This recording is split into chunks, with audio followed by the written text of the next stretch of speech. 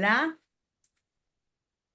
hola querido público, muy buenas tardes. Ya estamos aquí, impacientes por empezar y ustedes también, ¿verdad? Muy bien, felicitaciones. El tema de hoy es responsabilidad administrativa en los ambientes quirúrgicos. Responsabilidad y corresponsabilidad, ¿sí? Antes, les doy la más cordial bienvenida. Aquí está nuestro equipo de logística, la doctora Josefina Flores Salas, quien estará a cargo de las preguntas, nuestra presidente de la Buenas Federación noches. Mexicana de Enfermería Quirúrgica, sí. Y también nuestra vicepresidente del Colegio de San Luis Potosí, Ruth Torres Merceleno. Hola, Ruth, Hola, bienvenida. buenas Quien noches a estará, todas. sí, estará muy, muy pendiente del censo, ¿verdad? Claro que sí. Mm, Bueno, muy bien. ¿Saben qué se celebra hoy? Hoy es la lucha contra el dengue, sí. Así que por favor, aléjense de los mosquitos. El Aedes aegyptus, sí. Aléjense de él, porque con estas lluvias se está incrementando. Hay dengue, sí. Así que, y hoy es el Día Mundial contra el Dengue. Vamos a empezar con su tema. Déjeme presentarla, sí. Aquí está la doctora. Es que Permiso. si puede Pásame. dejar de compartir tantito, maestra, porque le tengo una diapositiva con su Listo. foto. Ok, aquí está. Bueno, como podrán ver, sí, el tema de hoy, responsabilidad profesional y, bueno, vi responsabilidad administrativa de enfermería en los ambientes quirúrgicos, con la doctora Andrea Ángeles Arana. Ella es perito en salud pública, perito oficial por el Poder Judicial del Estado de Nuevo León. Se las presento. Tiene una gran trayectoria profesional con doctorado en Derecho Penal, la doctora Andrea Ángeles Arana. También es postdoctorante en Derecho Multidisciplinario, con maestría en Salud Pública, con maestría en Litigación en Juicios Orales y especialidad en Salud Pública, en Litigación y Estrategias de Defensa en Juicios Orales, en Calidad de los Servicios. También en Protección Civil, con seminarios de actualización y profundización con violencia familiar y otros delitos de género. Ella es licenciada en enfermería, licenciada en Derecho con Economía, es militar retirada del grado mayor, jefe de enfermeras del Hospital del Centro Nacional de Adiestramiento, también ocupó 22 puestos gerenciales en la Secretaría de la Defensa Nacional y 7 en el medio civil, 7 puestos gerenciales en el medio civil. Vean su vasta experiencia legal. Actualmente es perito en salud pública, perito en enfermería, perito oficial por el Poder Judicial del Estado de Nuevo León, representante legal y en sociedad con la Asociación de Enfermería Nacional e Internacional, en sociedad con el despacho de abogados Toledo Ángeles y Asociados. Cuenta con varios diplomados e imparte también los diplomados en peritos en enfermería criminológica, legal y forense, en victimología forense, derechos humanos y el nuevo Código Nacional de Procedimientos Civiles y Familiares. Cuenta con varios cursos de actualización que van desde la prevención del conflicto contra profesionales de la salud, talleres de juicios orales para la defensa pública, en técnicas de litigación avanzada, en teorías del delito y la responsabilidad penal en las empresas, entre otros muchos más. Como ven, una gran experta con una formación bastante interesante en cuanto al campo que vamos a ver hoy, que es la responsabilidad administrativa del profesional de enfermería en los ambientes quirúrgicos. Adelante, adelante, les cedo el micrófono. Sí, ¿cómo están todos?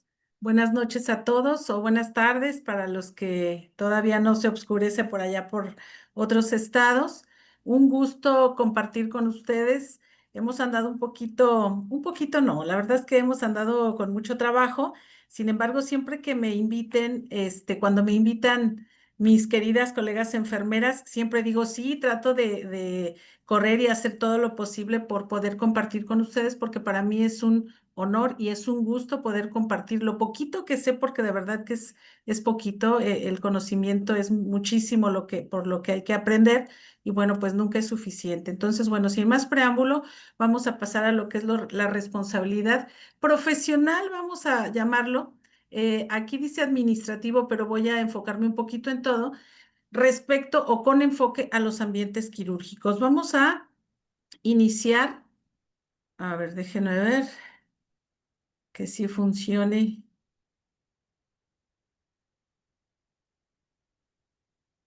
que sí pueda pasar mi diapositiva.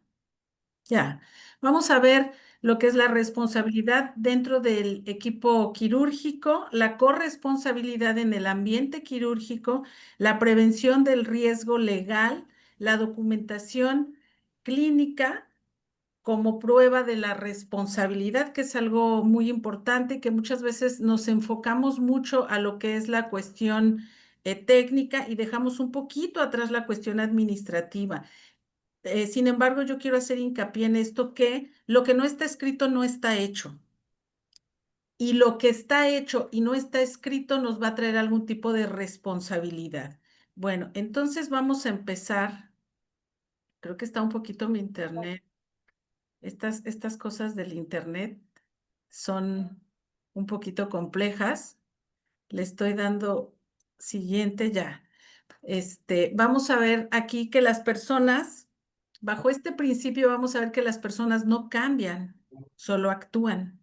¿De qué manera van a actuar? Pues dependiendo del lugar donde estén, con la persona donde estén, en el tiempo en el que estén y modificando los actos. Muchas veces nosotros pensamos o tenemos la creencia de que las personas cambian, pero en realidad es que estamos hablando del carácter de las personas. Ya se nace con el carácter. Se dice que el carácter es lo único que podemos heredar de nuestros padres. Sin embargo, no nos vamos a comportar de la misma forma en todos los ambientes, que quiere decir que nosotros nos vamos a adaptar a los ambientes en el cual nos encontremos, vamos a ir modificando nuestros actos y esto nos va a permitir evolucionar y ser socialmente estables para continuar evolucionando.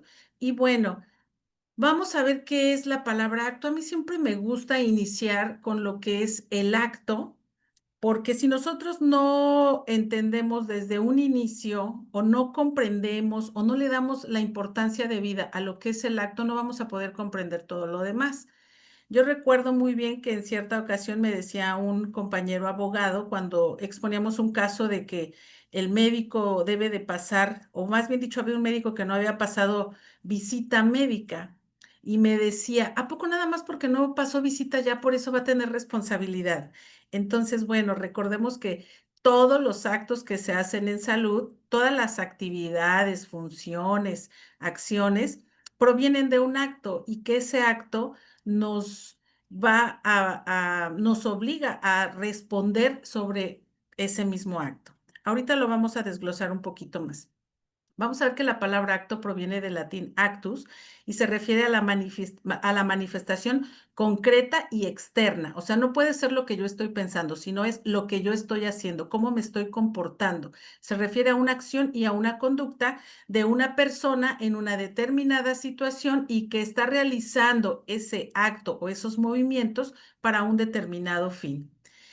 Y bueno, de aquí de esta conducta o de estos actos que nosotros realizamos se desprende lo que son cuatro elementos, que es la conducta que debe de ser típica, que debe de ser antijurídica y debe de tener cierto grado de culpabilidad, o sea, debe de tener una culpa que debe de ser punible y obviamente pues todo esto nos lleva a que debe de ser punible, pero no porque uno lo diga, sino porque deben de estar en nuestros códigos y en nuestras leyes.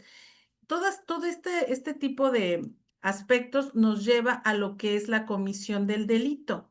¿Y por qué la comisión del delito? Porque una conducta Cuando se dice que es típica, quiere decir que está tipificada en alguna ley, que se encuentra escrita en una ley que se debe de hacer o que no se debe de hacer, o de lo contrario, que si se hace, entonces se está haciendo algo antijurídico, por lo cual se va a hacer acreedor a una pena y esa persona obviamente se considera que es culpable. Son las 4 características que debe de haber para que una conducta sea criminal, para que sea considerada como delito. Cuando existe una conducta o acto típico, antijurídico, culpable y punible, entonces podemos decir que hay un delito.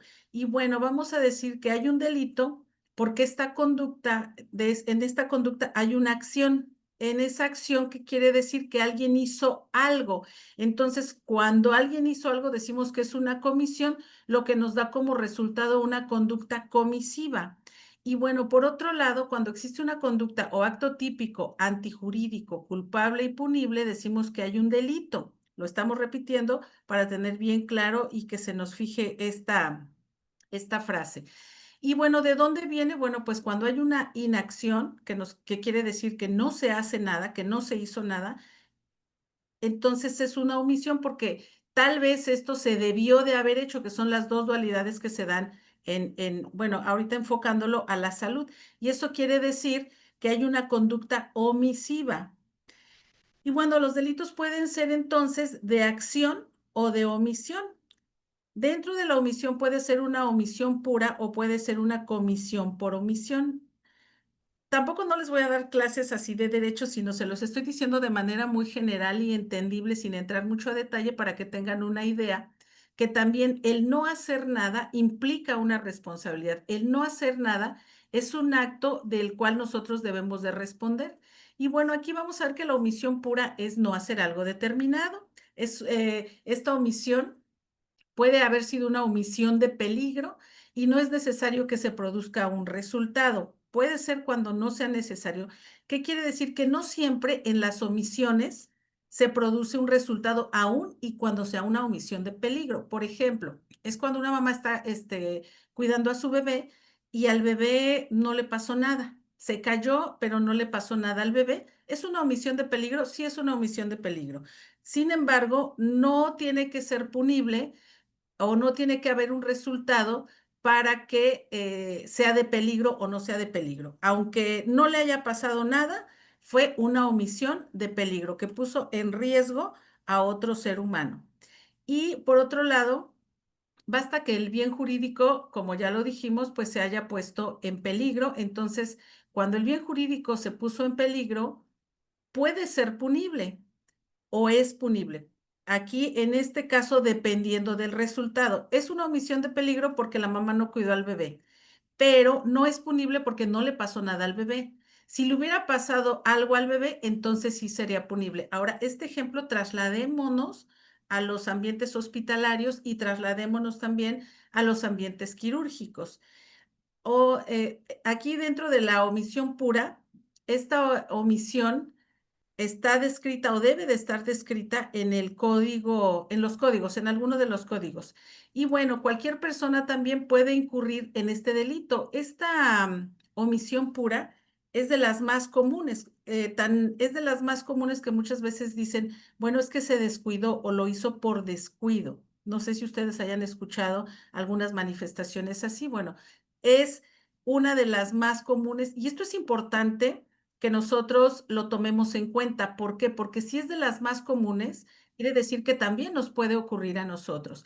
Y bueno, ya poníamos el ejemplo que es la omisión de la asistencia familiar. Puse el ejemplo de un bebé, de una mamá con su bebé, pero igualmente puede ser en un ambiente quirúrgico cuando la enfermera no puso todo el cuidado que debió de haber puesto o aún y poniéndolo, el paciente se cayó porque las cosas ocurren en un abrir y cerrar de ojos. Y entonces, ¿qué pasa? Es punible si al paciente le pasó algo, si el paciente se fracturó, si el paciente falleció, claro que es punible. Pero si al paciente no le pasó nada, pues no pasará de ser un evento adverso o un incidente y a lo mejor lo único que se tenga que hacer pues es, no sé, una llamada de atención o ya dependerá de cada institución las formas que tienen para corregir este tipo de eventos adversos. Aquí ya vamos a pasar a otro punto que es la omisión de socorro. Es una omisión pura. Y aquí también dentro de la omisión de socorro podríamos decir que es punible aún y cuando no hizo nada. Pero si la ley dice que debió de haber hecho y no socorrió a la persona, entonces sí es una omisión y es punible. El ejemplo que poníamos acá, que cuando se cae un paciente por no subir los barandales, no le pasa nada, pues obviamente es penalmente irrelevante, como ya lo habíamos mencionado, y no pasa a ser más que información de pasillo. Ya en cuanto al hospital, bueno, ya de acuerdo a su reglamento, ya verá la forma en la que corrige o previene este tipo de acciones o inacciones. Sin embargo, no es penalmente relevante. Y bueno, vamos a ver aquí que la comisión por omisión, que también es llamada omisión propia, es una omisión de resultado. Aquí es diferente a la otra. Para que haya delito de omisión impropia, tiene que haber un resultado necesariamente. Si no hay un resultado, entonces no hay problema, pasaríamos a la anterior. Sin embargo, en esta no tiene que estar tipificada y descrita en el código y solamente puede incurrir el garante. ¿Qué quiere decir? Que bueno, son tantos los delitos que se cometen en la sociedad que a veces es imposible que cada uno de los que se cometen, porque se cometen en diferentes, aun y que sea una caída, no es lo mismo que se caiga un bebé, a que se caiga un adulto, a que se caiga un anciano, o a que se caiga en el baño, a que se caiga sobre la cama un bebé, a que se caiga de su propia altura. Son situaciones diferentes. Por lo tanto, no esperemos que todas estén tipificadas en los códigos. Sin embargo, el hecho de que no estén tipificadas en los códigos no quiere decir que no sean relevantes. Y bueno, estas tienen la característica que solamente puede incurrir el garante. ¿Quién es el garante? Hay tres tipos de garante. Uno, el que es por ley. Dos, por contrato o por injerencia. Por ley pueden ser los padres o los esposos. Por contrato, pues ya sabemos que son, por poner unos ejemplos, ¿verdad? Los médicos o las enfermeras, pero claro que puede ser cualquier profesionista. Y por injerencia, el que causa un peligro o el que causa un sufrimiento. ¿Por qué? Porque nadie y máxime hablando del personal de salud bajo el principio de beneficencia y no maleficencia, se supone que nadie está autorizado para causar un sufrimiento o un dolor a la persona y mucho menos para ponerla en peligro o en riesgo de la vida. Entonces, esa sería por injerencia. Y luego vamos a ver todavía dentro de la comisión por omisión. Un ejemplo de esto es cuando el padre tiene un niño y el niño mete su mano al enchufe y se electrocuta. Aquí sería comisión por omisión. ¿Por qué? Porque ¿qué es lo que debió de haber hecho? Pues cuidarlo. Es una omisión de cuidado. ¿Y qué fue lo que hizo? ¿Qué fue lo que cometió? No cuidarlo. Otro ejemplo es cuando se caen los pacientes por no subir los barandales. El paciente se cae y hay lesiones. Aquí sí es penalmente relevante. ¿Por qué? Porque la enfermera no tenía planeado que el paciente se cayera. Y aquí es algo muy importante, chicos, porque fíjense, hay muchos que dicen, ay, nadie del personal de salud salimos y estamos planeando, ay, ahora le vamos a hacer daño a Juanita o a Perenganita o a la hermanita, ¿no? Claro que no. Sin embargo, si salen no con la intención de prestar una atención de acuerdo a la Lex Artis y de acuerdo a la ética y a la bioética, si no salen con esa intención, seguramente va a pasar alguna comisión por omisión. Entonces, ¿qué pasa? Que la enfermera no estaba planeando que el paciente se cayera, no lo previó, no lo preparó para cometer eso, claro que no. Sin embargo, sí es penalmente relevante porque omitió el cuidado. Me he encontrado casos, tuvimos un caso en el que, por ejemplo, la enfermera decía, pero es que la cama no tenía barandales. Bueno, y si no tenía barandales, ¿por qué lo subiste? Tú sabías que era un paciente adulto y que se podía caer. Ok. ¿Y tú sabías que la cama no tenía barandales? Sí, eso no es una excusa. Si tú sabías que no tenía barandales y que se podía caer y el paciente se cayó y se lesionó, claro que es penalmente relevante. Omitiste ese cuidado. El cuidado no era ver que el paciente no se cayera. El cuidado era que ella gestionara o que ella no pusiera en esa camilla a ese paciente. Eso era el cuidado. No, el cuidado no era que el paciente no se cayera, sino era que no utilizara o que no pusiera a ese paciente en una camilla. Si se fijan, son dos formas diferentes de ver las cosas. Otro ejemplo, si una enfermera se pica alguna parte del cuerpo con un punzocortante usado, ¿eso es penalmente relevante? Sí es penalmente relevante, porque a lo mejor en ese mismo momento no, pero pues por algo son residuos peligrosos biológico-infecciosos, no por nada existe toda una norma, no por nada existe todo un proceso, un sistema de recolección y procedimientos para cada paso del proceso. Si no se llevan a cabo, entonces va a suceder obviamente algo que no debió de haber sucedido y puede ser que al rato la enfermera tenga alguna consecuencia por eso. Y no creo que la enfermera diga, bueno, pues ya ni modo me ocurrió y no voy a hacer nada. Claro que no. Si la enfermera se enferma, va a tener que hacer todo el protocolo que no hizo, más bien dicho, es un protocolo diferente, pero ya va a tener cuidado. Cuando no se tuvo el cuidado, o a lo mejor sí tuvo el cuidado, nada más que omitió realizar el procedimiento adecuadamente y por eso fue que se picó. Y entonces ahí es cuando se va a volver, cuando ella se enferme, se va a volver penalmente relevante. Y ella dijo, ay, me voy a picar. Pues no, ella preparó todo eso, lo planeó, pues no. Sin embargo, ¿qué fue lo que pasó? Pues bueno, fue una omisión de cuidado propia, ¿sí? Fue una omisión impropia propia. No sé si se vaya entendiendo con estos ejemplos. Y bueno, con esto no quiero que se aprendan todo esto. Estoy tratando de traducírselos un poquito para que ustedes se vayan dando cuenta que la conducta sí importa. Otro tipo de conducta, bueno, otra forma de los actos es cuando existe una fuerza física irresistible, puede haber conducta. Cuando hay un acto de inconsciencia, también puede haber una conducta y cuando hay un acto reflejo. Por ejemplo, una fuerza física irresistible, ¿cuándo?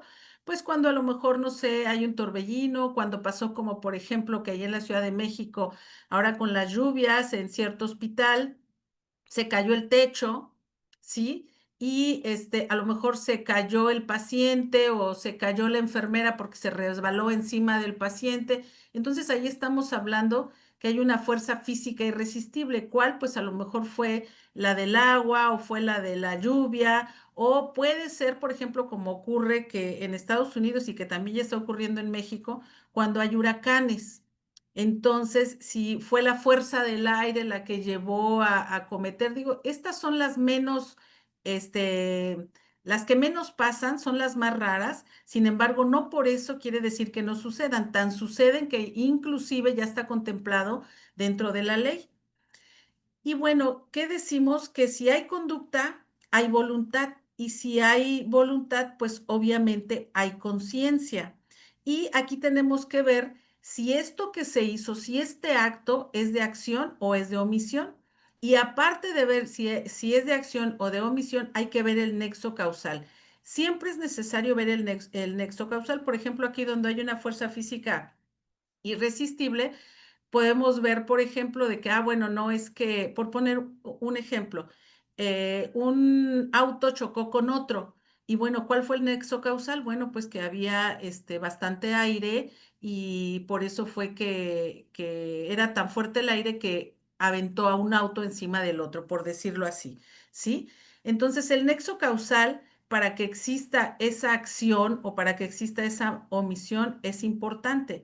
Si esa conducta fue la causa del resultado y cuando hay una relación causa-efecto, que son las teorías de la causalidad. Entonces, aparte de ver el acto y aparte de ver cuál fue la conducta, aparte de ver si había voluntad, obviamente si había conciencia, hay que ver la relación de causalidad que existió entre el sujeto y la conducta. No nada más es ver la conducta y ya, que fíjense que esto es algo que me llama mucho la atención en los ambientes no solo quirúrgico, sino en el ambiente hospitalario. ¿Por qué? Porque, bueno, nosotros aquí en el despacho tenemos varios asuntos que llevamos, pero en cuestión laboral. ¿Por qué? Porque en los ambientes hospitalarios son muy dados a condenar la conducta, pero no checan eso, no checan la relación de causalidad. Y de veras que hay cada historia tan interesante, es que lástima que tengamos una hora, pero no se checa la relación de causalidad y a veces hay historias tan tristes de que, bueno, si conocieran las personas que están encargadas de administrar la atención, si conocieran ¿cómo viene una enfermera del equipo quirúrgico que va a trabajar en una cirugía mayor? El estado anímico, el estado moral, el estado psicológico, el estado emocional. Si conocieran esos estados, no meterían a una enfermera a una cirugía, por ejemplo, de tantas horas. ¿Por qué? Porque si bien es cierto, es un trabajo y el personal de salud tiene que funcionar, no los obliga a funcionar en un estado personal crítico. ¿Por qué? Porque hay un principio a mí en derecho que me gusta mucho, que dice que lo secundario sigue la suerte de lo principal. ¿Qué quiere decir? Que si yo voy mal al trabajo, obviamente mi trabajo no va a ser productivo y las cosas también van a salir mal. Luego entonces, se lo estoy dando muy resumido porque todo esto es de una clase, pero quiero dejarles la idea para que ustedes sigan investigando. Luego entonces, ¿qué es el acto? El acto es hacer algo. La acción se refiere al acto en movimiento. La conducta es una serie sucesiva de actos y acciones que llevan a un fin como resultado. Luego entonces, la conducta delictiva se refiere al acto fuera de la ley que realiza una persona con plena conciencia y voluntad y que como resultado ha obtenido un juicio y una sentencia. Esa es una conducta delictiva, por lo tanto no podemos andar calificando a cualquier persona como delincuente, porque delincuente, para decir que es delincuente, es porque cometió una conducta delictiva, pero eso ya lo dijo un juez que es la autoridad que lo debe de dictaminar, vamos a decirlo así, y que ya tuvo una sentencia. ¿Y qué es una conducta criminal? Se refiere al hecho delictivo tipificado en una ley y que aún no ha sido sometido a una pena, ¿sí? Entonces, criminales pueden haber muchos y hay otro tema también muy padre que eso sería muy bueno que lo vieran y me interesa sobre todo en los ambientes quirúrgicos, que es el de victimología. ¿Por qué? Porque, fíjense si ustedes no lo han visto desde este punto de vista, entra el paciente, que es una persona enferma, en estado de necesidad, que necesita ser atendido, que está en estado de vulnerabilidad primero, que está en un estado de necesidad y entra solita, sin un garante que cuide pues todo su cuerpo, toda su vida, sin alguien que supervise qué procedimiento se le va a hacer. Y esto estoy hablando que supervise, no estoy hablando del propio team quirúrgico, no se puede ser juez y parte, tendría que ser alguien ajeno y que además, bueno, ya decíamos que está en estado de necesidad, que está en riesgo de perder el bien más preciado que existe ahorita en el planeta Tierra, que es la vida, y sin embargo, no tiene a nadie que lo cuide, no tiene a nadie que vea por sus derechos. Y muchas veces, ¿qué es lo que pasa en los ambientes quirúrgicos? Disculpen que lo diga, pero ahí están las cifras, este, que muchas veces se normalizan ciertas conductas y ciertos actos que lo toman así como que normal, cuando no es normal, pero lo toman normal porque ya es una costumbre, porque se hace normalmente y además bajo el criterio no, de que no hay otra forma de hacerlo, se continúa haciendo y eso pone en riesgo a un paciente vulnerable en estado de necesidad.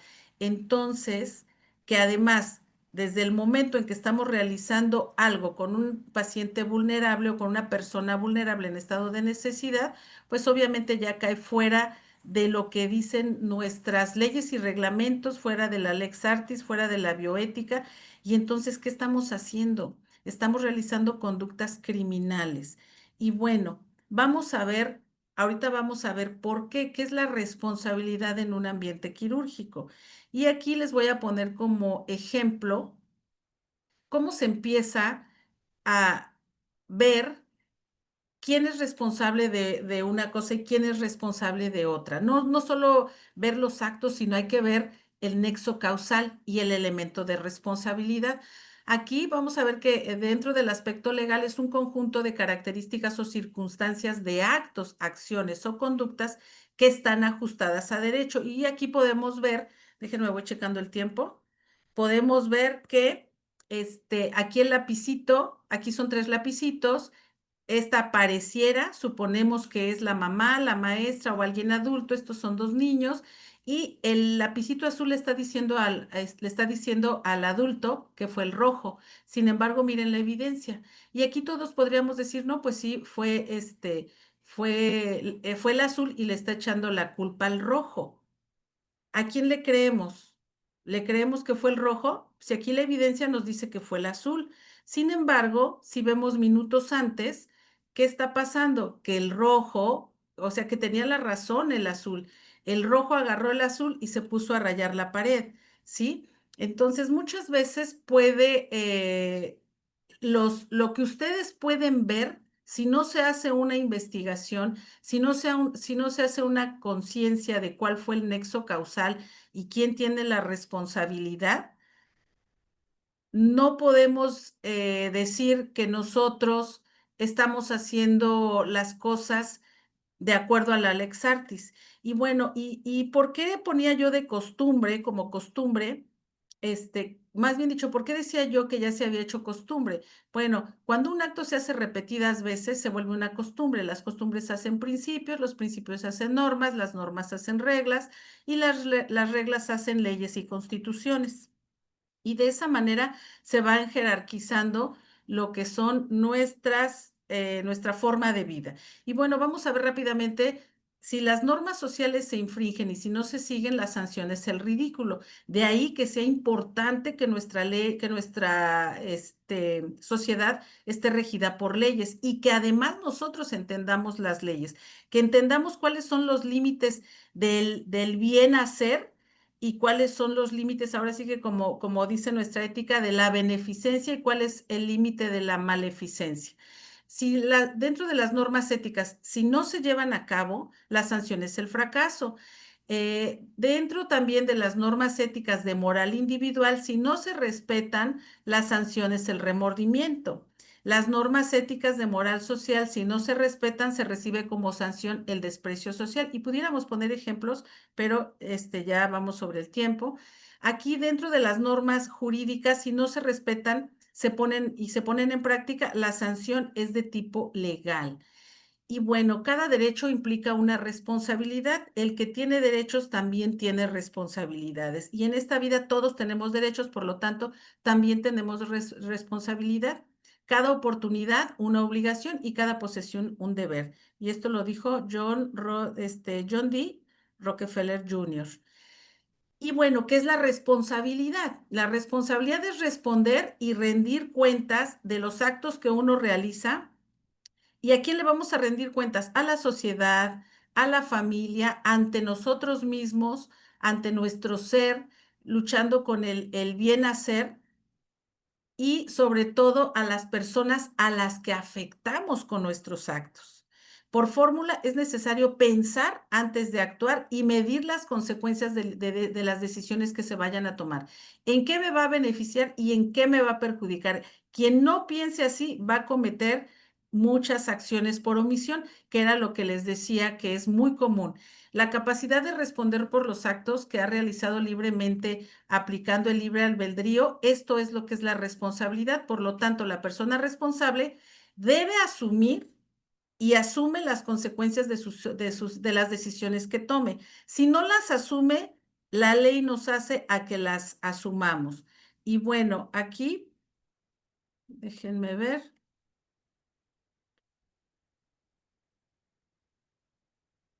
permítanme, está aquí. Vamos a ver que si usted quiere que las enfermeras sean eficientes, hay que colocarles que la responsabilidad. Aquí estamos hablando de los ambientes quirúrgicos. Todos es ninguno.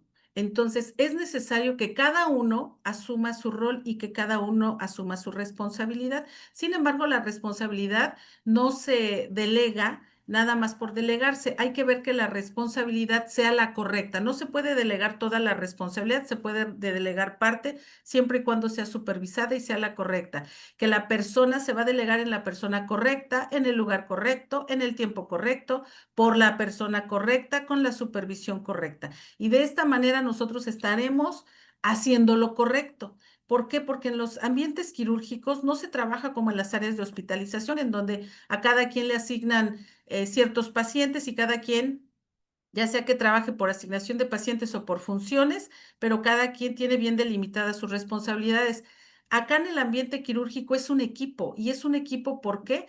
Porque no quiere decir que yo voy a hacer lo mío y quién sabe, no me importa si las demás hacen o no hacen. Aquí no es así. ¿Por qué no es así? Porque existe una corresponsabilidad. Y bueno, ¿qué es la corresponsabilidad? Pues es una responsabilidad compartida. Si yo, enfermera instrumentista, me dedico solamente a realizar mi rol de enfermera instrumentista y me doy cuenta que el cirujano, que es parte de mi equipo, o me doy cuenta que la enfermera circulante, que es parte de mi equipo, no está haciendo lo correcto, adivinen qué, son corresponsables. Pudieran ser cómplices y pudieran ser encubridoras. Entonces, aquí no hay, cuando, máximo en el área de quirófano, cuando se tiene que trabajar en equipo, no se puede decir que, bueno, yo voy a hacer mi actividad o voy a hacer mi rol y ellos no me gusta lo que están haciendo, pero bueno, ese es su problema, allá ellos, no se puede, no se puede porque desgraciadamente, muchachas, van a aprender hasta que ya se tiene alguna responsabilidad civil, penal o administrativa. Y no es justo que se aprenda o que uno tenga que aprender a golpe y porrazo. Hay que aprender desde antes. No por nada se trabaja en equipo en un team quirúrgico. ¿Por qué? Porque el cirujano no puede operar solito, necesita de un primer ayudante, de un segundo ayudante, de un tercer ayudante. La enfermera instrumentista no puede instrumentar solita, necesita de la enfermera circulante. Entonces, no se puede para nada trabajar aislados, por eso son equipo quirúrgico. Y bueno, error médico y mala práctica. ¿Cuándo existe error médico o mala práctica? Bueno, pues cuando no existe mala fe, cuando no hay impericia, no hay negligencia, no hay incapacidad. Aplicar un medicamento por otra vía no indica que otra vía que no está indicada, no informar que hubo un error médico y prevenir las complicaciones o que hay un evento adverso. Y con esto, ¿qué quiero decir? No es lo mismo un error médico que una mala práctica. Un error médico, como dice aquí, no existe mala fe, yo no lo quería hacer. No soy inexperto, sé lo que estoy haciendo, sé hacer bien mi trabajo, pero ocurrió. ¿Por qué ocurrió? Hay que ver, como yo les decía, ese nexo causal.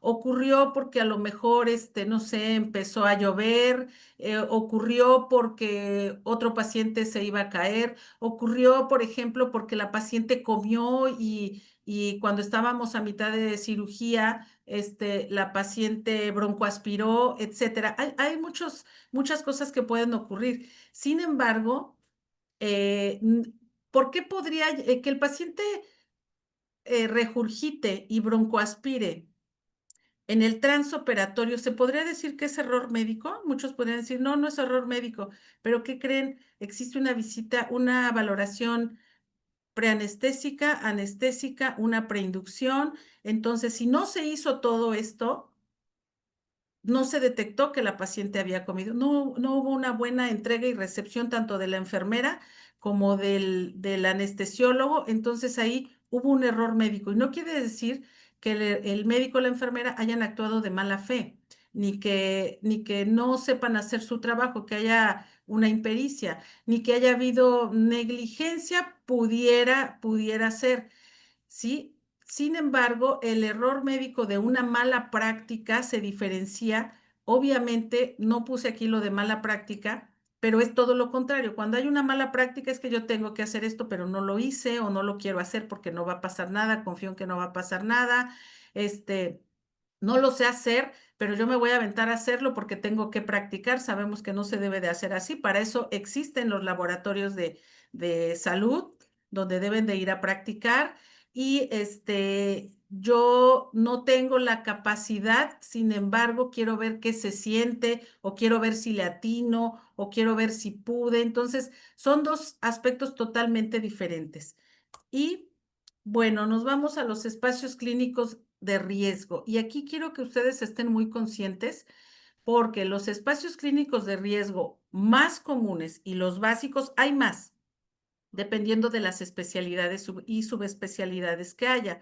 Sin embargo, aquí, como vemos, es el área de urgencias, le sigue el área de cirugía como un espacio clínico de riesgo, área de terapia intensiva, área de cardiovascular, área de neurología, área de neurocirugía y área de hemodinamia. Y entonces, ¿qué pasa? Si yo no trabajo individualmente porque tengo que trabajar en equipo, tengo que estar en armonía con el equipo quirúrgico y aparte, ya es un riesgo ese. Y aparte, tuve un problema en mi casa, ya es un riesgo 2.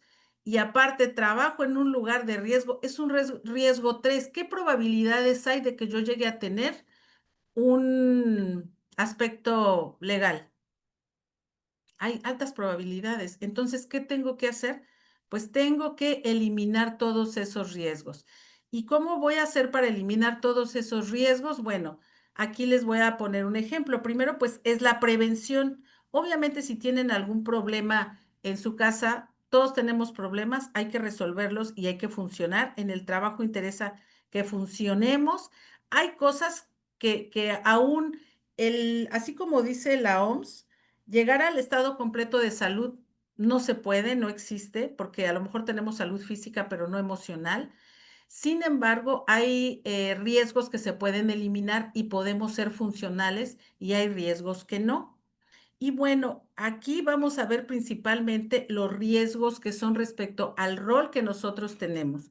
Y bueno, déjenme ver el tiempo, cómo ando de tiempo. Aquí me voy a saltar hasta donde quería hablarles de cada uno, pero me voy a saltar aquí hasta lo que es con un ejemplo de anestesiología, laboratoristas, Ley General de Salud, laboratoristas. Aquí, anestesiología. Vamos a ver aquí un ejemplo rápidamente, ¿sí? Que como jefa de enfermeras, al llegar a su nueva unidad, se refiere a una jefa de enfermeras, ¿verdad? Al llegar a su nueva unidad, Marlene N., la jefa de enfermeras, encuentra que en el área de recuperación hay 2 enfermeras generales laborando y una de ellas tiene una queja por parte del familiar de una paciente, ya que argumenta que su familiar cayó en paro, por lo que no le atendió bien. Ella estaba designada con ese paciente, motivo por el cual ahora se encuentra en terapia intensiva, obviamente el paciente, ¿verdad? Y bueno, aquí, ¿qué pasa con la jefa de enfermeras? Que llega y que dice que en el área de recuperación había 2 enfermeras, ojo con esto, 2 enfermeras generales laborando. Esto obviamente se cambian em, nombres y se cambia un poquito todo el contexto, pero esto es muy común que ocurra. Y yo creo que ustedes no me van a dejar mentir que en un área de quirúrgica se encuentran enfermeras generales laborando. El área quirúrgica, ¿qué es? ¿Es un área general o es un área de especialidad? Obviamente es un área de especialidad, por lo tanto deben de estar enfermeras especialistas. No lo digo yo, lo dice la Ley General de Salud, lo dice la norma, lo dice el artículo 5º constitucional.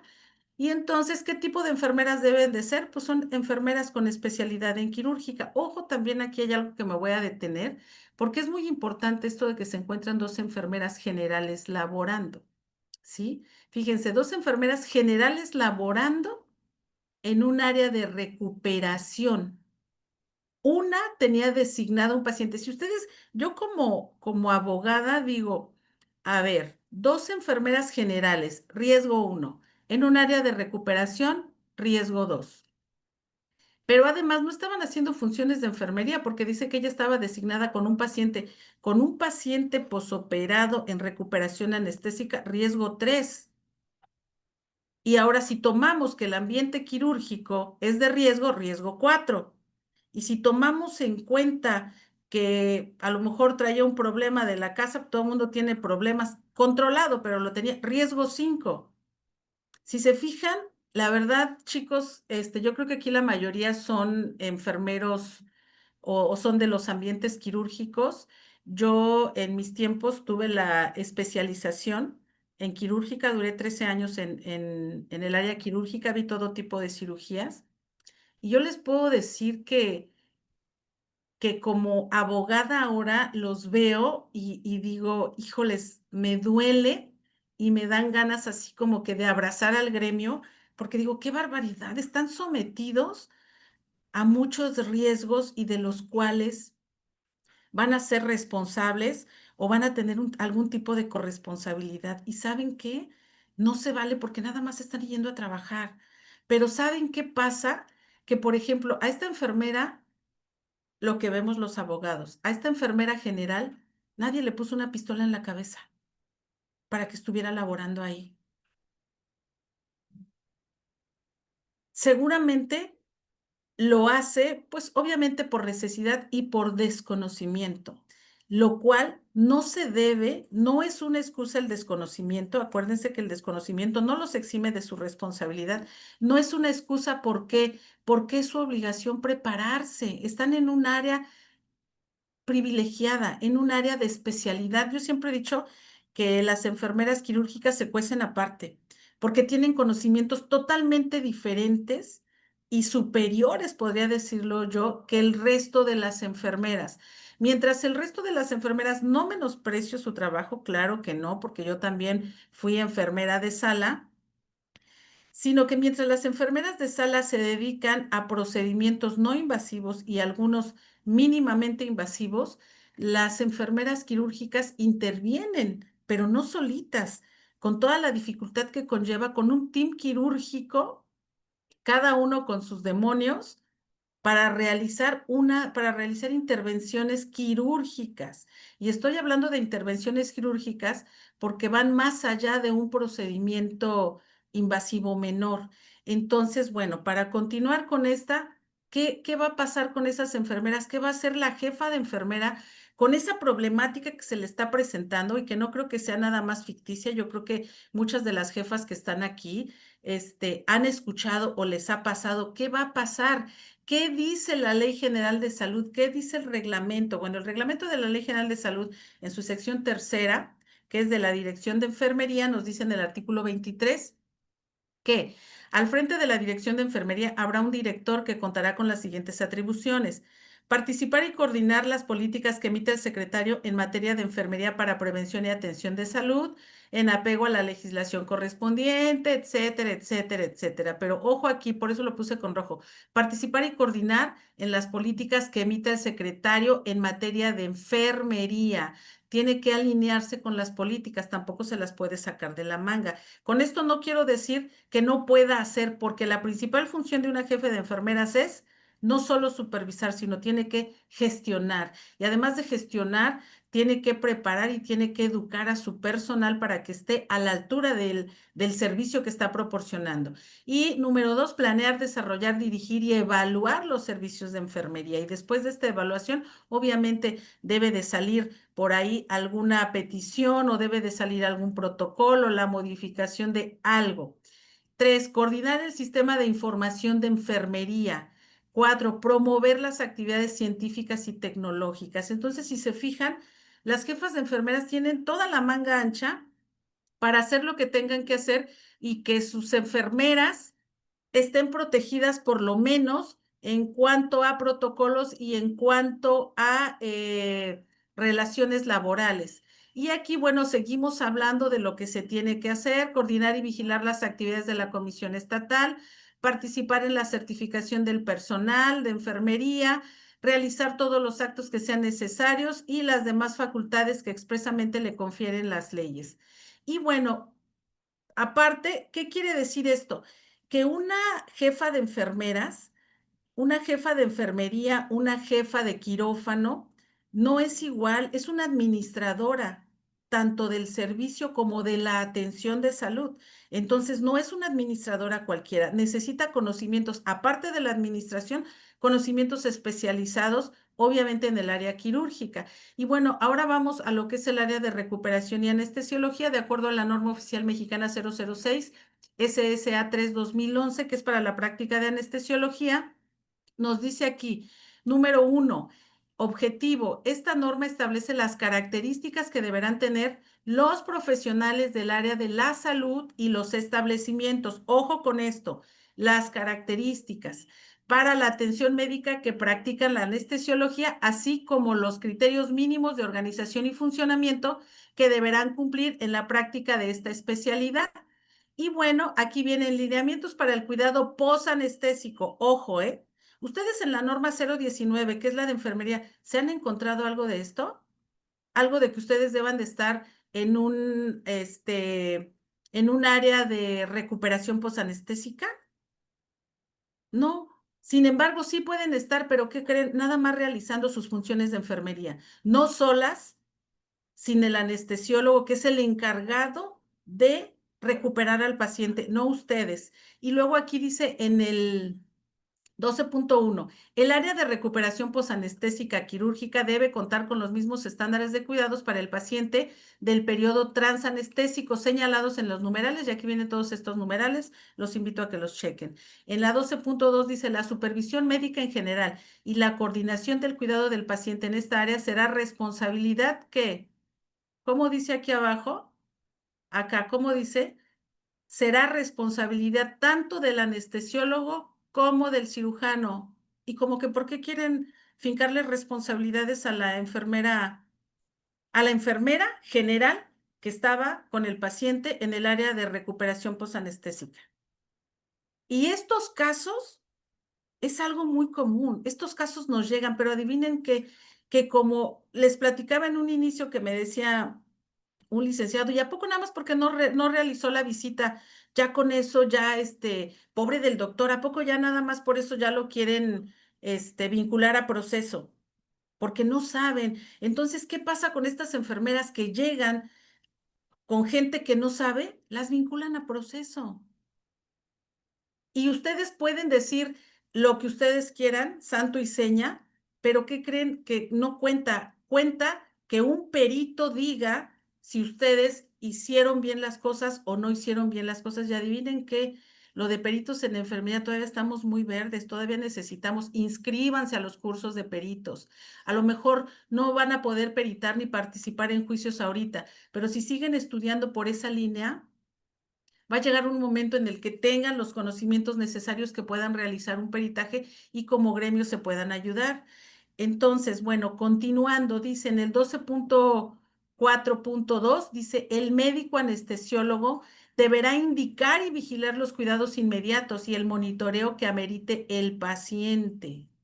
En el 4.3 dice, es imprescindible que en el área de recuperación posanestésica quirúrgica un médico anestesiólogo supervise que el paciente se encuentre bajo vigilancia continua del personal. No dice aquí, yo no veo que diga del personal de enfermería, dice del personal técnico capacitado en el manejo de recuperación postquirúrgica inmediata. Así de especializado debe de ser un ambiente quirúrgico. Dice, el tratamiento de las complicaciones que se pretenden y en reanimación cardiopulmonar. En el 12.4.4 dice, durante el periodo posanestésico, el anestesiólogo asignado al área de recuperación posanestésica quirúrgica deberá, en el 4.4.1, evaluar al paciente tanto al ingreso como al egreso del área. ¿Y qué creen? Voy a visitar hospitales, vamos al área donde ocurren los hechos y continúan igual. La enfermera está y el anestesiólogo ya tiene como 20 minutos que se fue. ¿En qué momento va a realizar esto que es responsabilidad del anestesiólogo? En el 442 dice proporcionar los cuidados necesarios para una adecuada oxigenación, así como para el control y preservación de los signos vitales. Y estamos hablando del anestesiólogo, no estamos hablando de la enfermera. En el 12.6 dice el anestesiólogo deberá firmar la nota de alta o egreso del área de recuperación considerando la calificación de Aldrete. ¿Sí? Si se fijan aquí dice el anestesiólogo. En el 12.7, algunos pacientes pueden egresar directamente del quirófano a su cama, siempre y cuando no requieran de los cuidados del área de recuperación posanestésica quirúrgica, a criterio de quién, del médico anestesiólogo a cargo y de acuerdo con quién, con el cirujano. Aquí yo no veo participación de la enfermera. En el 12.8 dice, los procedimientos de enfermería se deberán realizar en estricto apego a las indicaciones que establezca el médico anestesiólogo responsable del paciente.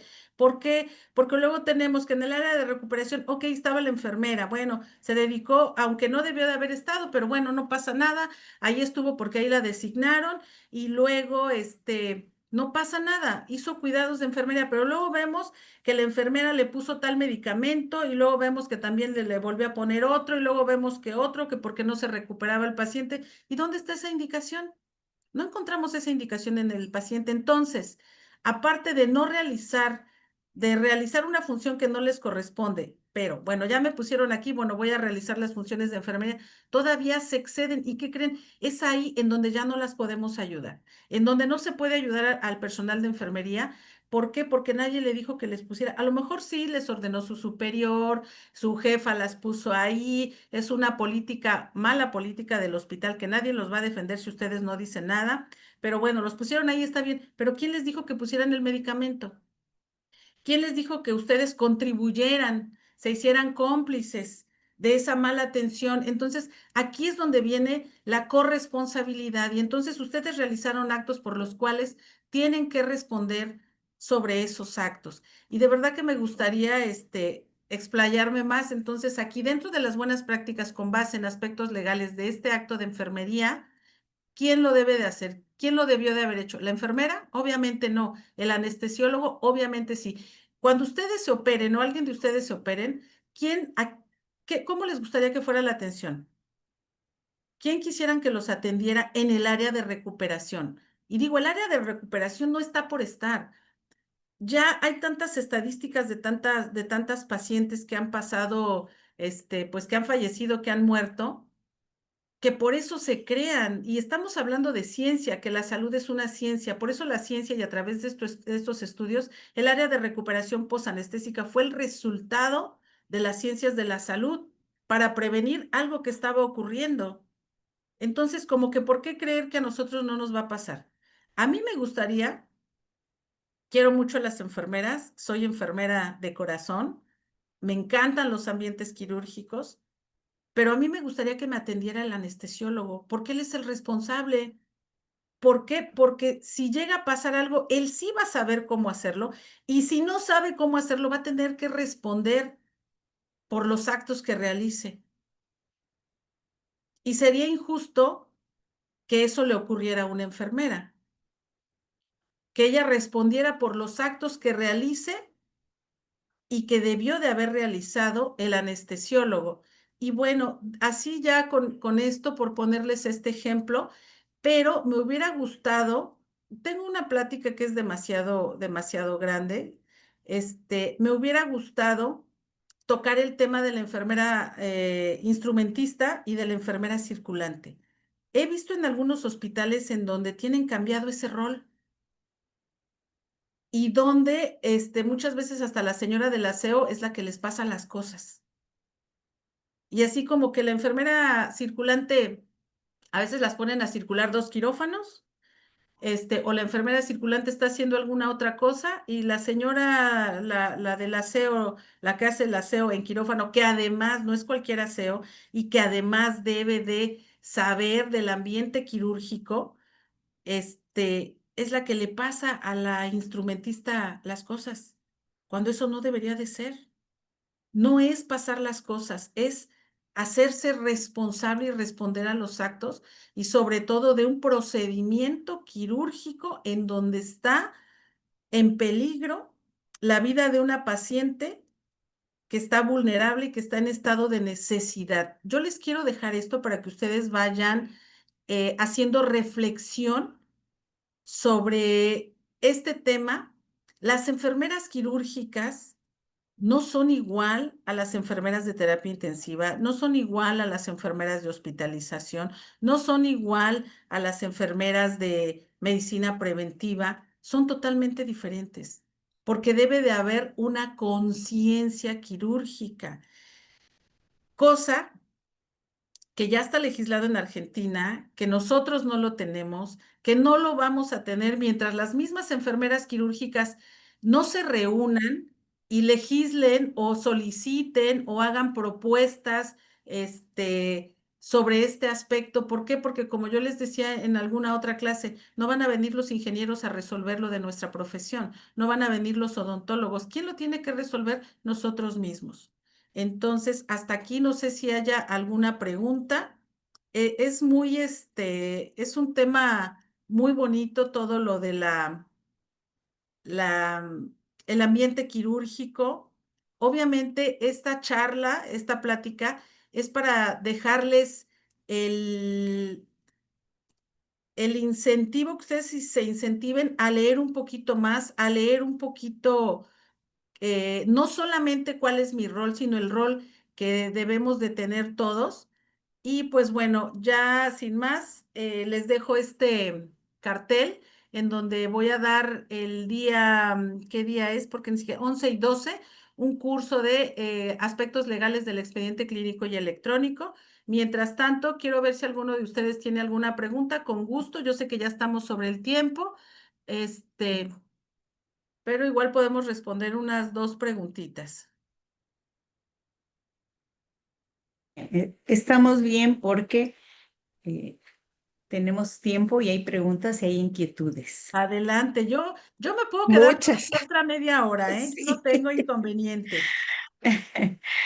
Hay muchas. Bueno, Hay primero que muchas nada, preguntas. felicitarle. Sí, y le están felicitando también por el excelente tema. Nos está Gracias. invitando a reflexionar en nuestra responsabilidad profesional, en ser muy cuidadosas en varios detalles que ahorita, que no son detalles, son actos que tenemos que cuidar. Bien, Finita, por ahí tienes las preguntas. Sí, aquí estoy, que es claro que sí, Sí. como siempre un gusto escucharle. Y claro que Gracias. acá tanto en el chat como en el de preguntas hay un revuelo, hay muchas preguntas, muchas inquietudes. Impactó mucho su plática. Y bueno, voy a dar la primera que llegó es la que por la que voy a empezar y le doy más énfasis a las de acá del el chat de preguntas y respuestas. Sí, claro que sí, Y adelante. bueno, yo creo que no se van a poder contestar todas, pero la maestra Lupita siempre las envía a ver si puede contestar algunas porque son demasiadas. Sí, Bien, adelante. pregunta Rosalba, dice, ¿y qué pasa si el paciente está inquieto, ya que hoy en día ya no está indicada la sujeción gentil? Ok. Si el paciente está inquieto, lo que nosotros tenemos que hacer, pues informarle. Primero, si con las medidas que nosotros ya sabemos, podemos hacer que el paciente deje ese estado esté más tranquilo. Y en el caso de que no, que veamos que el paciente está inquieto y que corre el riesgo de caerse o de tener algún evento adverso, hay que informarle al médico, porque el médico es el único que está capacitado de mandarle psicología, mandarle algún calmante, mandarle algún sedante, realizar una interconsulta o pedir una interconsulta con el internista o con el psiquiatra o que venga un familiar a cuidarlo. Entonces, lo que tenemos que hacer es informarle al médico. Hacer hasta donde nuestras capacidades nos lo permitan y si no, recordemos que somos parte del equipo de salud y informarle al médico, que en este caso sería el médico tratante. De Una acuerdo. pregunta que me Bueno, gustaría complementar Patti, ahí. Espérame Sí. tantito, porque ahí alguien lo comentaba. Aquí en este caso ya recurrimos al médico, ya, etcétera. El paciente sigue ansioso, inquieto, hay un familiar, pero si hay un familiar, se le puede pedir un consentimiento informado y que vea que la sujeción es gentil. está prohibida ya por derechos humanos la sujeción. Está prohibida, ya aquí lo que queda es anotarlo en el expediente y hacer un deslinde de responsabilidades para que nosotros como enfermera no vayamos a caer en alguna responsabilidad. Ese es por un lado, pero por otro lado, nos preocupa nuestro paciente que se vaya a caer, entonces dejarlo Sí. anotado, asentado en el expediente y agotar las formas de que el médico tratante, si está haciendo omiso, si ustedes ya les fueron a decir y el médico está haciendo omiso, que le vayan a volver a decir, lo único que van a hacer es entrar en conflicto con él. Entonces, ¿qué pasa? Ustedes me imagino que en todos los hospitales hay un procedimiento para quejas. Hay que ir con el inmediato superior de ese médico o al jefe del departamento de ese médico para informarle cuál es la situación. ¿Sí? Ok, Hay bien. mucha tela de dónde cortar. Hay mucho, sí, sí, sí. También podemos hacer por ahí un curso de Ujú. deslinde de responsabilidades que Sí. en otros áreas ya lo hemos dado y que le ha servido mucho a las enfermeras, ¿eh? Ok, Perfecto, los muy voy a ir bien, hay anotando, que ¿eh? considerarlo, Victimización y claro que deslinde. sí. Pregunta, dice Patti, el problema con el sector público, ingresan a los pacientes aun cuando no hay ni camillas. Hay ocasiones que colocamos al paciente en sillas o en el suelo. ¿Qué podemos Sí, hacer en esto? Porque los directivos son los que aceptan seguir ingresando pacientes. Y esto es una realidad. así es. Ok, ¿qué pueden También hacer? los Triste, pasillos. triste ¿Qué realidad. podemos hacer? Triste realidad. Y aquí Sí. habría que ver por qué, bueno, me imagino que ustedes ahí dentro del ambiente de cada hospital ya saben bueno, ¿por qué ingresa pacientes? ¿No tienen permitido trasladarlos a algún otro escalón? ¿O Es todos mucha los la hospitales demanda. están así? Muchos hospitales están así, las urgencias llenas, no hay donde ponerles, hacen bices, hacen camas bices, si hay camilla, y si no se va a la silla, y si no, como dice Patti, pues al suelo. Sí, Y sí, los es pacientes, así, sí, ok, ustedes, ante la problemática que es mucha la demanda, obviamente es algo que rebasa, ya es algo también que sí, las rebasa a ustedes.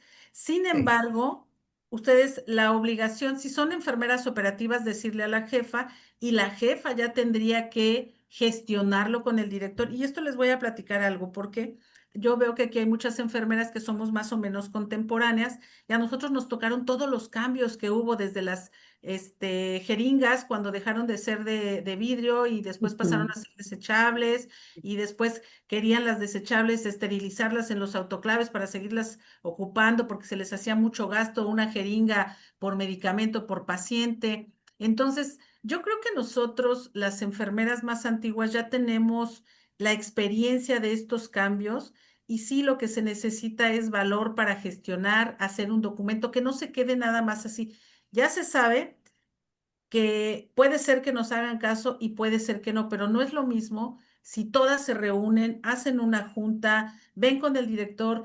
No hay imposibles. Miren, yo les voy a decir algo. Acá, yo estoy en el estado de Nuevo León, hay hospitales que están así. Los pacientes todavía no llegan al estado, o al menos no me ha tocado ver que lleguen a sí, sí. estar en el suelo, Bueno, pero sí en no, a mí sillas, tampoco. Sí, pero sí en sillas. Sin sí, embargo, hay hospitales que están como elefantes blancos, que tienen camas, que tienen todo y tienen que mover al personal a otros lugares porque no están los pacientes. Entonces, ¿qué es lo que tienen que hacer? Pues yo creo que nada más hay que impulsar. Si yo les platicara cada cosa que hemos hecho, pero no viene al caso, sí se puede, nada más que hay que hacerlo de forma, obviamente, gestionarlo y hay que fundamentarlo y hay que hacerlo de forma sin pleitos, más bien hay que hacerlo de una forma consensuada, haciendo juntas, exponiendo el problema. Y no digo que se hagan juntas con los médicos, pobres de los médicos, están todos apurados que a veces no tienen tiempo ni de ir al baño ni de a comer, igual que las enfermeras, pero sí los directivos sí tienen tiempo y ahí es donde hay que pegar. Entonces, sí. por un lado, hospitales saturados, pero por otro lado, hospitales que están cerrando y que se está echando a perder el equipo porque no tienen nada. Y es ahí donde yo decía de la administración. No basta con tener administración, hay que tener administración en los servicios de salud, porque no es lo mismo administrar una empresa que administrar un hospital con recursos humanos, materiales tecnológicos y aparte la atención de salud y compaginar todo eso. Sí, bien. Le manda a felicitar Marta Lara, dice doctora Andrea, como Ah, siempre, tan puntual con sus pláticas, que no nos cansamos de escucharla porque eso nos ayuda gracias. a entender lo que es nuestro quehacer de enfermería quirúrgica. Nos falta mucho conocimiento sobre, ya se me fue, conocimiento sobre aspectos legales porque muchos colegas se les hace fácil realizar sus actividades sin conocimiento, y a veces gracias por la información. Y bien, hay una pregunta de Janice. Dice, las enfermeras trabajamos bajo estrés y el riesgo es permanente. Algunas distracciones pueden ocasionar un accidente. Así es, Sí, así es. sí, esto definitivamente. Y sin embargo me llama mucho la atención, doctora, porque estamos realizando varias investigaciones. La pasada fue sobre artículos quirúrgicos retenidos y Ay, había una pregunta que hablaba sobre si trabajas con muchas actividades a la vez. Y créanme que esa pregunta salió, no sé, o sea, salió positiva para el lado de que sí trabajaban, pero no había problema con eso. Entonces, bueno, me llama la atención nada más, pero era un comentario nada sí, más. sí, Bueno, Ana Laura dice, por favor, diferencia entre acto, conducta y costumbre. ok. Una costumbre es cuando realizas una actividad varias veces. Acto es todo lo que haces, cuando te paras, cuando te sientas, cuando te sales, cuando entras, todos esos son actos. Actos, costumbre, ¿y cuál era la otra? Acto, costumbre y conducta.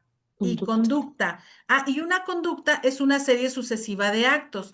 Y si me permiten, no sé si lo vería por acá, déjenme, me regreso, en donde acá viene, te los puse casi al principio, pero bueno, así es, acto es todo lo que hacemos.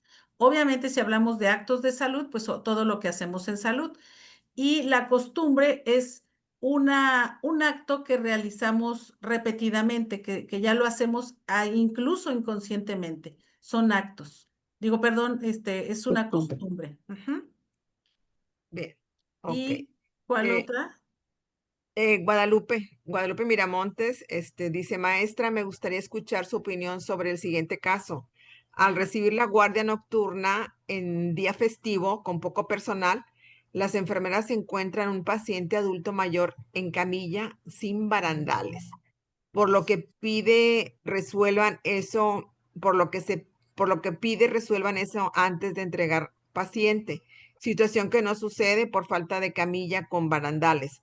La enfermera levantó un escrito y avisó a las autoridades a distancia, ya que en ese Ujú. momento no había jefes en el hospital, con mucha demanda de trabajo, evidentemente actos de estrés, la paciente cae de la camilla a pesar de reporte escrito y resistencia para aceptar la situación. La enfermera enfrenta una demanda. De las respuestas aprendemos todos, es el comentario de Lupita. Gracias por tan importante tema desde su sólida formación. Saludos desde Nayarit. Sí, gracias. Un saludo desde Monterrey. Es Sí, lamentable, esto es algo común. sí, Y fíjense que lo más doloroso es que muchas veces nadie ayuda a las enfermeras porque nadie sabe. Pero sí sucede. Yo lo que hubiera hecho es que, bueno, de verdad que del suelo nadie se cae. El sí. paciente a lo mejor, digo, ya puede ponderar uno en que tome en que agarre una infección porque está en el suelo, a que se caiga. Si corre riesgo, el paciente ya está vulnerable y está en un estado de riesgo. Y si todavía se cae, va a estar en estado crítico, puede estar en estado crítico, yo lo bajaría, no lo dejaría ahí. ¿Por qué? Porque al final de cuentas uno es el garante, eso es por un lado. Por otro lado, lo que hemos visto acá es que, bueno, te dicen, bueno, y si tú, ese hospital no te daba lo necesario para que tú trabajaras y te ponías en riesgo, ¿por qué no te saliste? ¿Por qué no te fuiste? ¿Quién te obligaba a estar ahí? ¿O querías estar en un proceso? Así les dicen, ¿eh? No había más hospitales y así les dicen, pues no que hay muy escaso personal y hay muchos hospitales, ¿por qué no te fuiste a otro hospital?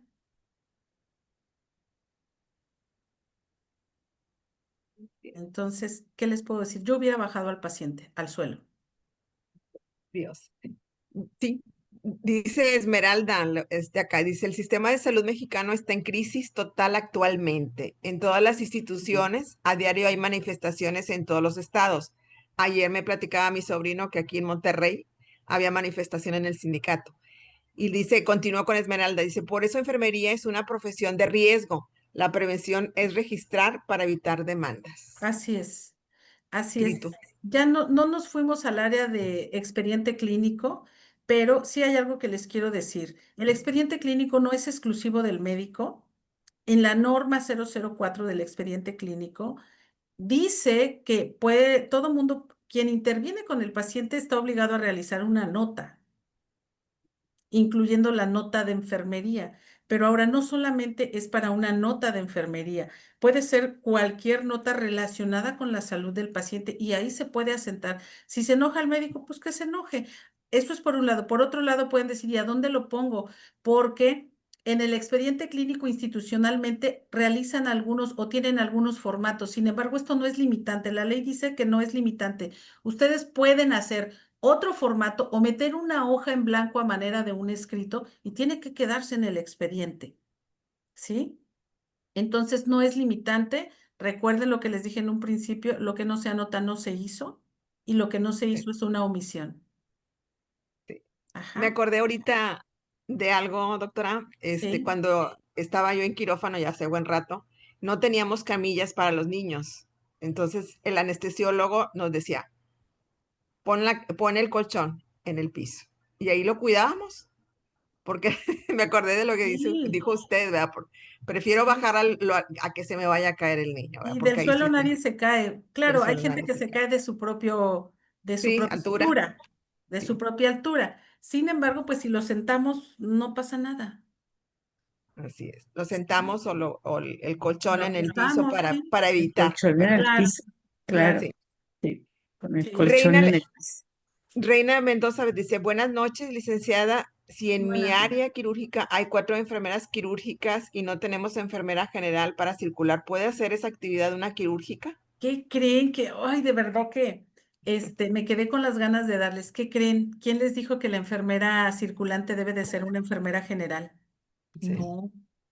Es más, déjenme, les voy a decir algo. Se los digo porque, he visto en varios hospitales en donde la líder es la sí. enfermera instrumentista y ¿qué creen que no? No es así. La líder del acto quirúrgico, porque en cada, hay diferentes teams, puede haber un quirófano en donde haya diferentes teams quirúrgicos, sí, pero la líder del acto quirúrgico es la enfermera circulante, porque es la que administra ese acto quirúrgico, no el quirófano. Puede ser que a lo mejor también sea la que administra el quirófano, pero administra el acto quirúrgico. Es la que se debe de saber todas las funciones que hace la instrumentista, el anestesista, el cirujano, el primer ayudante, hasta la del aseo. Ujú. Debe de saber las funciones, es la que supervisa el acto quirúrgico y además provee, vamos a verlo de una manera administrativa, logísticamente al team quirúrgico y además es el contacto con el exterior, es la que debe de gestionar si hay algún estudio, alguna solicitud, si se necesita que venga otro cirujano, si se requiere un material extra porque la cirugía se esté complicando. Entonces, no, debe de ser también una enfermera quirúrgica. Así En es. un área quirúrgica no De tiene por hecho, qué haber nos enfermeras falta. generales. Sí, de hecho hay hospitales que contemplan ya las dos enfermeras quirúrgicas Sí, y así nosotros es. como federación, ¿verdad, Finita? Tenemos Nos esa propuesta de que sea en faltan general. manos, maestra Andrea, para hacer Sí, Sí, investigación, para poder justificar que haya enfermeras especialistas. No tenemos nada contra las enfermeras, pero simplemente sí se requiere de sí. esa especialidad, Y yo creo que que hasta haya es una, dos. sí, y yo creo que esta es una forma de proteger a las enfermeras generales. ¿Por qué? Porque qué Sí, necesidad tiene una enfermera general de tener una responsabilidad tan grande y no tener los conocimientos. De verdad que me ha tocado ver que cuando les hace uno el interrogatorio, cuando hay algún proceso, les pregunta a uno ciertas cosas y no saben.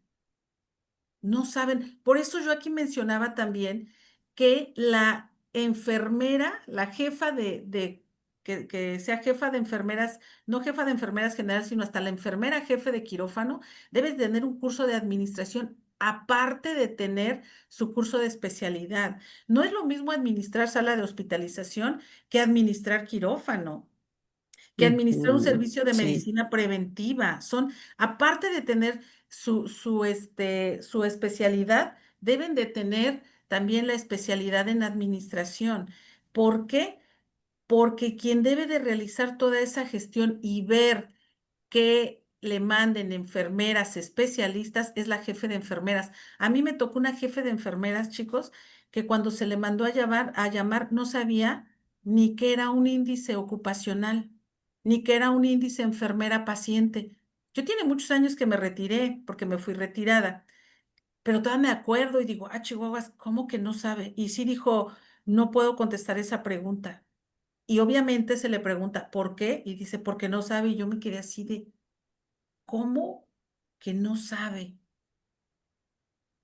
Entonces, no es lo mismo administrar un quirófano que administrar una sala.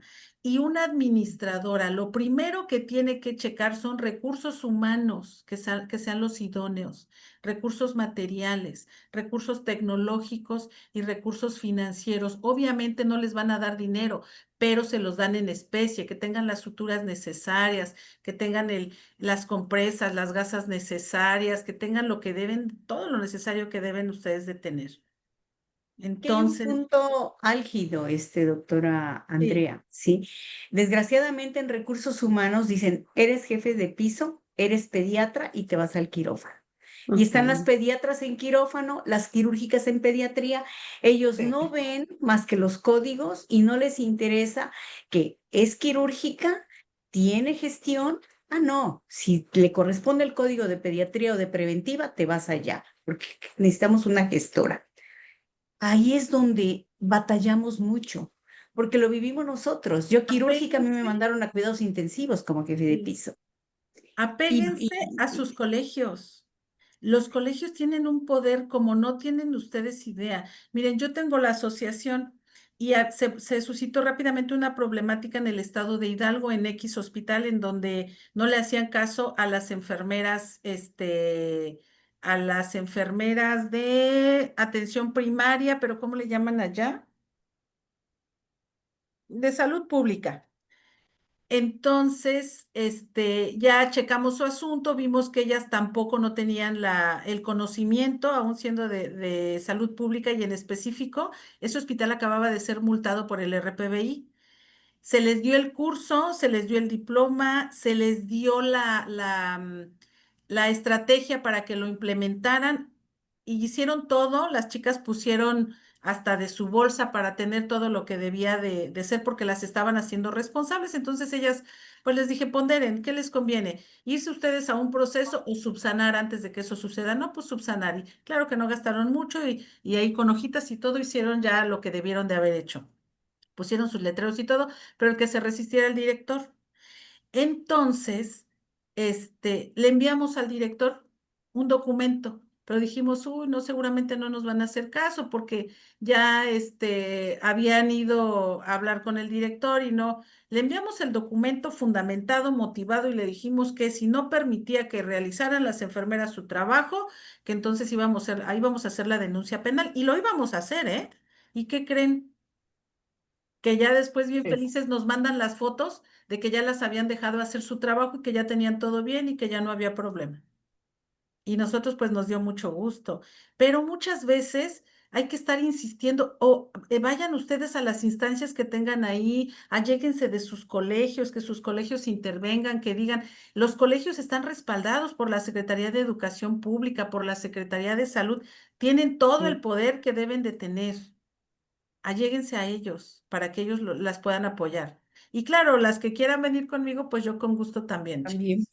Sí, Muchas gracias. Sí, Una sí, no, última pregunta de sí, tantas que nos faltan, pero bueno, sí, por respeto acá a los que están en el chat de preguntas y respuestas. sí.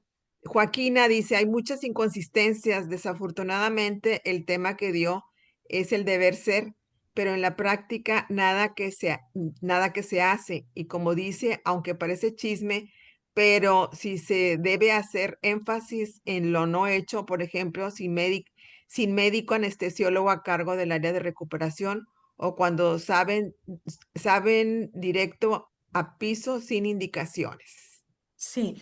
Bueno, aquí fíjense, yo les voy a decir una cosa, porque ya me tocó vivirlo. Yo me acuerdo que cuando yo tomaba inclusive clases, yo decía, pero yo no quiero que me digan qué es lo que se debe de ser.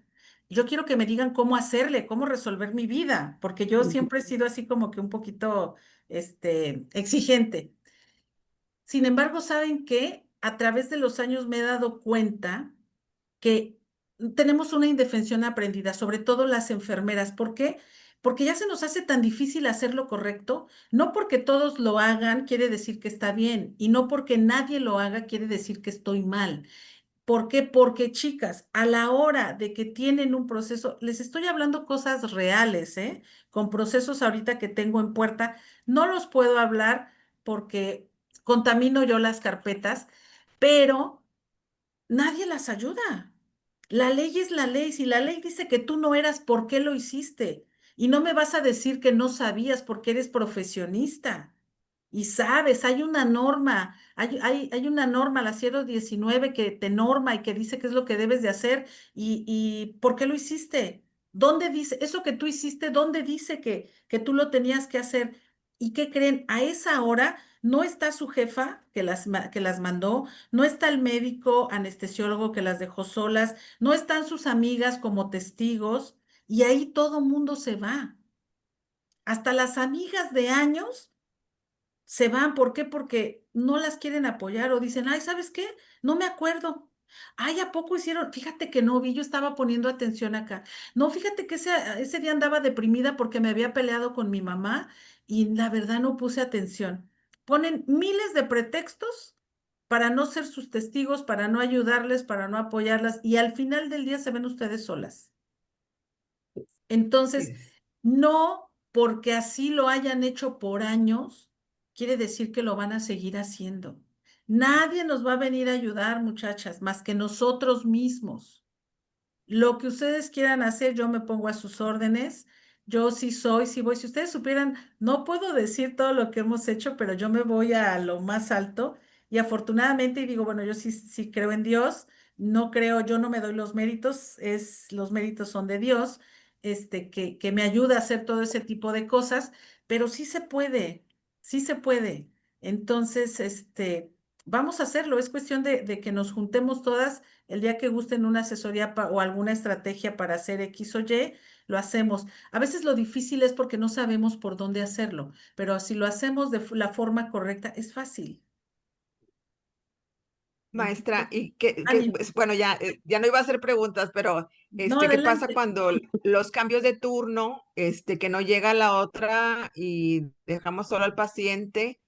Este, Ahí, ¿qué sucede? Bueno, primero no se debe de dejar solo al paciente, hay No, sí. responsabilidad por quien deja solo al paciente, porque hay Sí, una entrega y recepción de turno. Aquí lo que ustedes tienen que hacer es darle parte a su jefe inmediato, porque ese jefe inmediato, yo como jefa, yo ya tenía previsto, ya tenía mi comodín, yo le decía a mi comodín, en el caso de que me faltara, el que siempre me falta porque trae broncas, porque toma malas decisiones, siempre va a haber una persona así en un ambiente de salud. Yo tenía mi comodín en donde si faltaba, le decía, ¿sabes qué? Échame la mano y ve y cubre a Perenganita. Y y iba y me cubría y ya después cuando él necesitaba yo le daba el día, le daba el descanso, etcétera, ¿sí? Pero ahí quien tiene que resolver es la jefa del servicio, del quirófano, de enfermeras, claro. es la jefa, para eso están las jefas, sí. No se puede dejar solo el paciente. Si el paciente se deja solo, ojo, aunque no haya daño, si el paciente se queja, hay responsabilidad penal. ¿Y para Ujú. quién es? Para la enfermera que lo está dejando. ¿Y saben cómo se llama? Abandono de paciente, abandono de persona. No se llama abandono de paciente, se llama abandono de persona. Entonces, ojo con eso, no, no, no, ni se les ocurra. Aunque ustedes crean que no va a pasar, pasa. Entonces, no lo hagan. Yo me preferiría quedar y decirle a la jefa, tú eres la jefa, eso es tu problema, a mí resuélveme, yo no me puedo quedar tantas horas. Y no es de que no pueda, sino también no se deben quedar tantas horas. Precisamente el personal de salud trabaja 6 horas, cuando muchos 6, 8 horas, no se permite más continuas horas extra, porque entonces aumenta el riesgo de proporcionar una mala atención, que se equivoque de medicamentos, que trate mal al paciente, que realice ciertas omisiones o que se quede dormida, etcétera, etcétera. Entonces, es por eso que no se permiten más horas. No, no, no lo deben de hacer, no lo hagan, no lo hagan ni por equivocación, porque paciente que se queje, bueno, para pronto eso es un acto criminal, porque estarían abandonando y no a cualquier persona, sino a una persona en estado de necesidad. Sí. ¿Sí? No lo hagan. ¿Qué más? ¿Alguien más? Sí, doctora, Lupita, ¿puedo? Bueno, Perdón, esto está ahorita lo interesantísimo. que, sí, sí, Perdón. ahorita lo que me gustaría, sobre todo, hay muchas inquietudes. Tiene un curso muy interesante, ¿verdad, doctora? Ah, sí, Sobre el sí, expediente clínico. sí, me Vean la oí. importancia, si es posible, ¿verdad? Que se inscriban a ese curso, adelante, sí. Pero ¿qué creen? Que también nosotros como federación tenemos un diplomado de responsabilidad profesional y formación de peritos en enfermería, que está de película, súper fabuloso también, ¿sí? Es increíble, pero todos nuestros alumnos están fascinados con Ay, estos cursos, así que ahí está, doctora. Y sí, ahí también vemos el expediente, pero miren aquí qué interesante, aspectos legales del expediente clínico electrónico, ¿sí? Entonces es bueno que ojalá y lo tomen. Igual les invitamos al diplomado de peritos. Responsabilidad profesional, porque ahí vemos que se vio hoy, esa es una parte esencial, sí. pero olvídense, ahí vemos mucho más y en un futuro consideren. Sí, nada más Ruth, ¿querías era preguntar ese. algo, Ruth? Sí, Ruth, sí tenemos. Hola, doctora, buenas noches. Está Buenas. interesantísimo eso y tenemos tantas preguntas que nos salen de dónde, por dónde empezar por tantas preguntas. Pero por aquí tengo una que me llama la atención. Sí. Dice, si se solicita una carta de deslinde, ¿eso le puede ayudar a la persona o a la Ay, no. enfermera que está solicitando? ¿La pueden cambiar de función o la tendría que firmar a la jefe que le está solicitando el movimiento o que cambie de funciones? ¿Cómo sería ¿Una esa carta de qué, parte? perdón? Es que, De deslinde. ¿cómo? Ah, De desde des- del deslinde de responsabilidades. Ujú. Miren, ese es un documento que se hace ante un acto que realiza otro profesional o un procedimiento que ordenó un superior que pone en riesgo al paciente o al trabajador, en este caso a la enfermera, o inclusive puede ser a terceros. Entonces, ustedes en esa carta de deslinde de responsabilidades tiene un formato, pero se pone ahí que ustedes se deslindan de la responsabilidad de los actos que puedan ocurrir o de la responsabilidad respecto a tal orden o tal protocolo o tal procedimiento, ya que no se está llevando a cabo, se ponen los hechos, ya que se están, por ejemplo, ¿verdad? Ya que se están reutilizando las jeringas, siendo que la norma fulanita de tal dice que deben de ser desechables, y con eso ya ustedes se quedan en el expediente clínico, inclusive ya lo vimos a nivel nacional entre peritos, y se dejan el expediente clínico y ya ustedes quedan excluidas de la responsabilidad que pueda haber por esos actos que están realizados. Y no solamente nada más por ese, sino, por ejemplo, si la paciente dura, no sé, 3, 4, 5 días, durante toda la atención que tenga la paciente en ese hospital. Ujú. Muchas gracias. Entonces, y ojo nada más aquí lo que siempre yo recomiendo, siempre sus documentos pónganle hasta abajo con copia para la interesada. Ustedes son la interesada. ¿Por qué? Porque como son documentos institucionales, cuando ustedes se vayan a su casa, no pueden sacar esos documentos. Hay responsabilidad administrativa por eso. Pero si ustedes le ponen abajo, le están informando al director o lo están poniendo en el expediente y abajo le ponen con copia para la interesada, eso es copia de ustedes ya y ya de ahí, y el director o su superior ya está viendo que pusieron copia para ustedes. Y ustedes pueden hacer con su copia lo que se les pegue la gana, es legal.